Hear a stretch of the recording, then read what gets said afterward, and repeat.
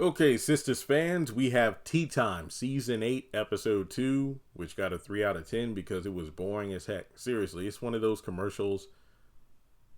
Well, I say commercials because I was actually kind of excited to see commercials because the episode was just so dry. But yeah, this definitely felt like commercials in the sense of this was straight up filler. It really was. I mean, I gave the episode a 3 out of 10 mainly due to the fact that, well, there were three things I really liked. Every scene involving Robin,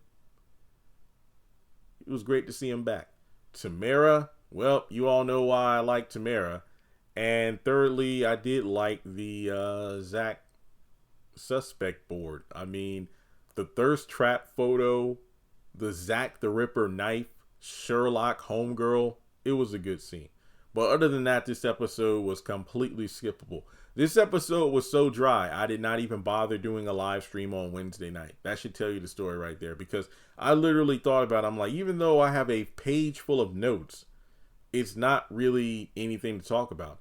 It's just frustrating to see how incompetent Andy is. It really is. Because this is supposed to be the main character. I know it's called Sisters, but let's be real. Andy is supposed to be the main character. Yet it's frustrating to just watch her sometimes because it just makes you go, well, dang, I honestly do not understand this character's motivation and why she does what she does.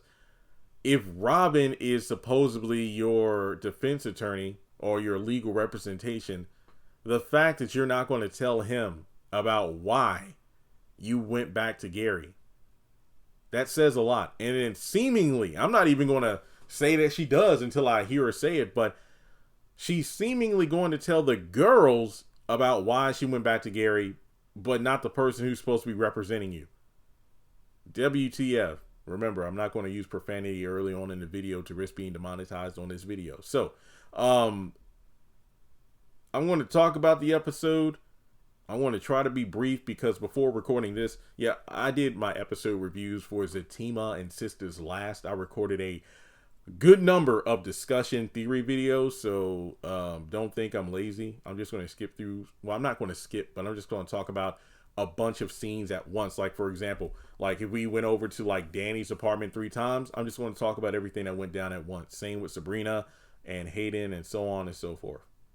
So the episode starts off with Robin calling Watt's bluff involving Gary not being dead, and that, Andy needs to go because she doesn't have her legal representation. But it is brought up that Andy came on her own free will. So there's a nice little back and forth between the two. I think my favorite moment is when Watt got up and then he kept taking jabs at Andy about her character and whatnot. And then Robin had that look like, oh, you say something about me or my client again, I want to reach down there 3 feet and slap the taste out of your mouth. But I do like how Watt called out Andy's fake crocodile tears after hearing Gary died, even though he really didn't. And I'm thinking to myself, Watt, if you could have only seen those tears she tried to shed outside of Karen's salon in season 6, oh boy, you ain't seen no crocodile tears. But oh yeah, also make sure you like and subscribe. Please do. The channel is thriving right now. Numbers are up, and I'm glad to see it. But let's continue to keep the ball rolling. If possible, I'm really trying to hit 300,000 subscribers before the end of the year. So these two end up leaving and they go back to the penthouse. And, it's just refreshing to see these two due to the fact that Robin and Andy just have amazing chemistry, which is crazy because, in this one episode, heck, you could take any scene of these two at the penthouse and it outshines Andy and New Jordan's entire season of scenes from season 7. We're supposed to believe they're a loving couple, and it's like, nah, I don't buy it. But Robin rightfully questions what's going on. I mean, remember, he's an attorney too, so he's, looking at the facts in regards to Andy's, well, as Watt described it, messy, complicated love life and how she got back with Gary and that led to the stabbing and what's going on. Andy is struggling to tell the truth, which again makes no dang sense. And she asked the question of, wait, so how do you know I was being questioned? So Robin is kind of shaky with his answer, which brings about some suspicion on him. But it's either because he doesn't want Andy to know he had been keeping tabs on her since he left town, or he stabbed Gary. But essentially he says an old colleague was telling him about a bright successful attorney being questioned in the stabbing. And due to Leland's death, aka the one partner who was going to blow whistle on Andy but then died, Robin came from like the UK division of the firm to kind of guide the ATL version, with the change in power right now. And he used that as his rationalization as to why he's back. And yeah, then we learned like he never really left the company. He might have lost control, I guess, of the ATL branch, but we don't know that for certain. I'm still confused. I honestly am still confused. I'm glad he's back, but Andy did say like, oh, well, you didn't say goodbye when you left. Then again, these two really didn't leave on the best terms, so let's be real about that. Andy only used him. She was pissed off when she was called out about the Paris thing, but she never admitted that Robin was right about those two sleeping together. She was in her feelings, and he was willing to do anything to get her back, leading to the, can I borrow $1.5 million to get my friend out of jail? And then she wound up pointing him in the direction of a shady loan shark. And then that was it. I'm like, what? But I don't know. It's just, hey, I'm glad he's back, though, so I'll leave it at that. But towards the end of the episode, Robin's making tea, and he brings up the Jordan situation. And from there, you have Andy who wants to go see him. But Robin makes a point of, that's not a good look considering your fiance just got stabbed. And I have no doubt in my mind the feds are watching you, Andy. So if you go over there to your ex's house, that's going to look very questionable to a lot of folks. But it's interesting because Andy's like, well, what about me being alone with you, former ex? And I'm like, I don't really think these two were technically dating. They were just sleeping around. I mean, they had a thing going on, but I don't really think it was a dating thing. I don't know. But in any case, she still doesn't want to talk. And that's really stupid. But the girls actually come in right as he's, questioning Andy some more. And it's funny because the girls come in definitely wanting some tea as to why Robin's there. And then you have Robin in the background smugly sipping on tea. I thought that was a nice little touch right there at the end of the episode.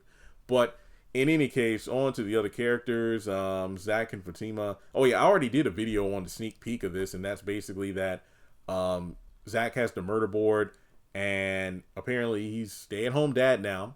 Fatima's the one who's bringing home the bacon, so to speak. The most important thing about this scene is the fact that Fatima gets a report on her phone. She sees it that Gary is still alive. He's recovering. And that's important due to the fact that it's public knowledge Gary Borders is still alive. So that leads me to believe if the person who stabbed him didn't finish him off, they're probably going to come back and try to do it again. Or another enemy might come back and finish off Gary, because the scene of Hudson at the hospital, we learned from the doctor that it took about 6 hours of surgery, heart surgery. And there was a point where Gary did flatline, but he recovered. But, Hayden, Hudson tries to take it all in. And, even though Gary's still in critical condition, he says, please do whatever you can to keep him alive, while trying to, raise suspicion to the doctor that Andy was the one who did it. Which brings about the question of, if Andy does go to the hospital to try to see Gary, is anybody aside from just Hudson will stand in her way? Because keep in mind, Hudson isn't any sort of next of kin. She's his fiance. So technically speaking, she has the right to go see him.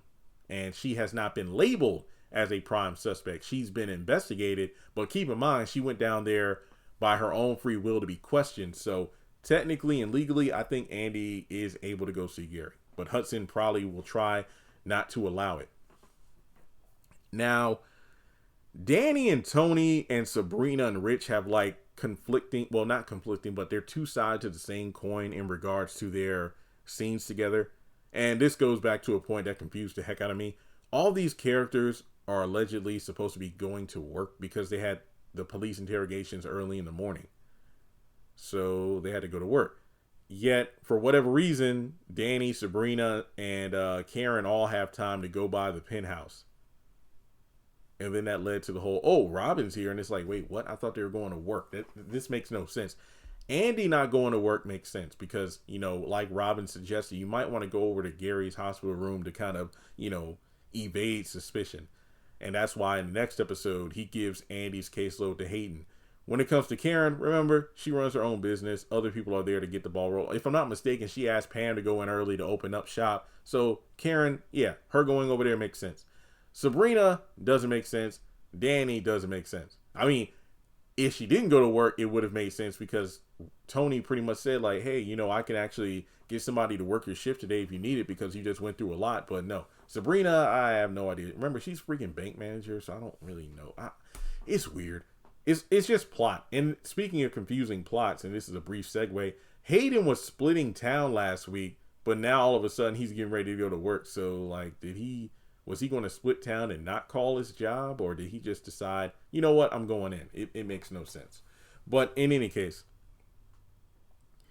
Danny wants sex. And Tony is rightfully worried about her because it's like, hey, you just went through a lot. You were questioned, by the police. Your friend almost got married, but then next thing you know, her fiance got stabbed. That's a lot to take in.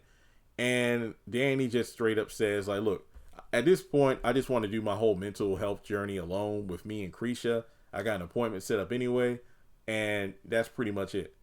So basically,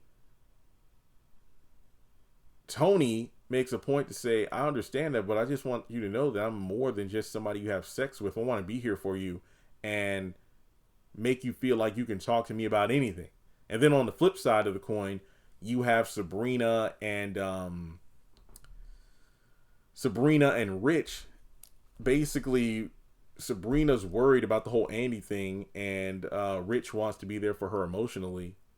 And it's kind of funny how that does kind of it's the opposite of the Danny Tony thing, where Danny wants sex, not emotional support. Sabrina can't have sex, but she's open to the emotional support Rich is providing. And then on top of that, Rich does mention he's going to the fertility clinic later. And I'm just wondering if it's a situation where he's going to go, but maybe his soldiers aren't marching or something, and he's unable to fulfill Sabrina's wishes of having her baby, or, contributing what he needs to her having their baby. That's possible. But, also questioning if Rich is excited about it or not. Because, I always wanted my future, the father of my child to be excited when I say I'm pregnant. Whereas it's like, I don't know if you're still excited. And I'm just like, well, given the circumstances, can you really blame him if he's not? I don't know. But the kicker is the fact that Rich mentions how he hates to see both his woman and his friend Jordan dealing with everything involving the investigation because of Andy. And Sabrina pretty much puts a stop to that. Like, can we just table this conversation?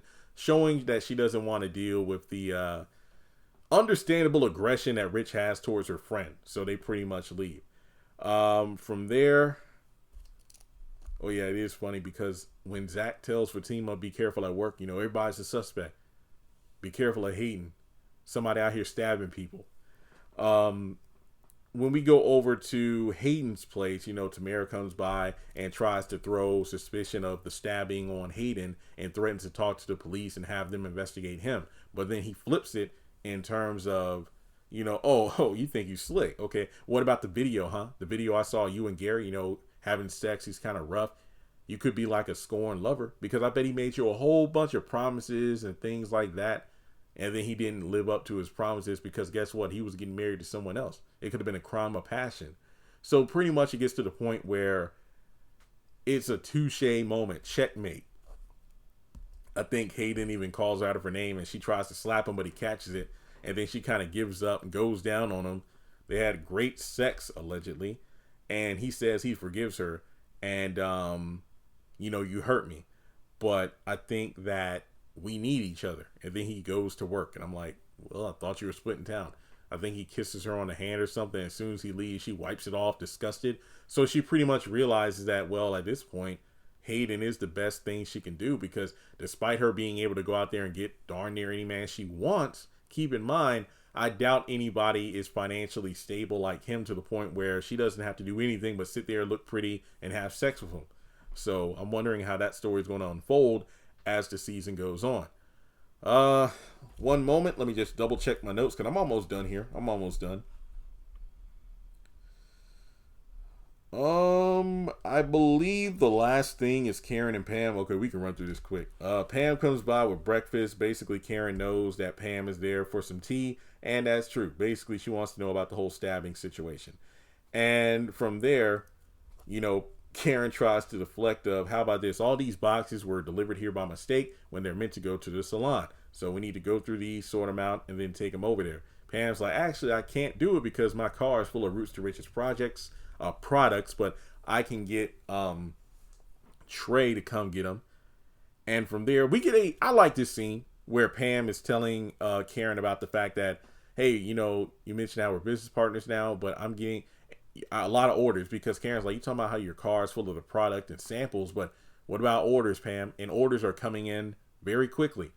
And Marie wants a business plan, but she kind of brushes it off. But Karen breaks it down in terms of how a business plan is important to investors, because when I wanted to start a salon, that's exactly what I had to do. And I ended up getting a grant, because it turns out there are grants for Black women starting businesses. Some people say this is a continuity error because, wait a minute, Andy loaned her the money to get her salon started. Where's this grant coming from? I'm willing to bet that Karen did get a grant, but she probably still needed financial assistance from Andy. That's my headcanon. I'll let the writers get a pass for this. But I like the fact that Karen wasn't being condescending. She was being informative. And I like that. So there you go.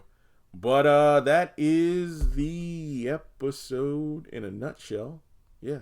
Let me know what you thought of Tea Time in the comments below. Like and subscribe, and I'll catch you in the next video.